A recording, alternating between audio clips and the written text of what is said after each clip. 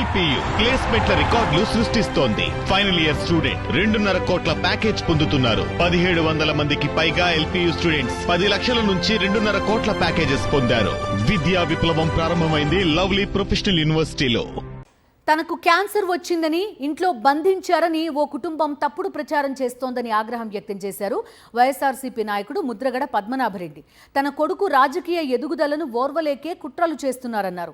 ఎవరో ఏడుస్తున్నారని రాజకీయాల్ని వదిలిపెట్టనని, తన మనవరాల్ని మనవణ్ణి కూడా రాజకీయాల్లోకి తీసుకువస్తానన్నారు ముద్రగడ. ఈ మధ్య మా కుటుంబంపై ఒక కుటుంబం దాడి చేస్తున్న సంగతి మీకు తెలుసు. మా అబ్బాయి గిరి ఎదుగుదల గురించి ఓరవలేకపోతున్నారు, రగిలిపోతున్నారండి. నా కొడుకు రాజకీయంగా పైకొచ్చు తప్ప నాకు క్యాన్సర్ వచ్చిందని నన్ను ఇంట్లో బంధించారని, నా చిన్న కొడుకు పట్టించుకోవట్లేదని తప్పుడు పేలాపన, తప్పుడు సమాచారం ప్రజలకు ఇస్తా ఉన్నారు. రోజు నా చిన్న కొడుకే నాకు సేవ చేస్తా ఉన్నాడు. నా కొడుక్కి నాకు మనస్పతి పెంచి దూరం చేస్తే వాళ్ళ గడపకు వస్తానమని చెప్పి అనుకుంటున్నారండి. చేస్తే జన్మ కదా ఎన్ని జన్మలు ఎత్తినా కూడా గుమ్మం ఎక్కను. నా కొడుకే కాదు, నా మనవరాలను కూడా రాజకీయాలు దింపుతాను.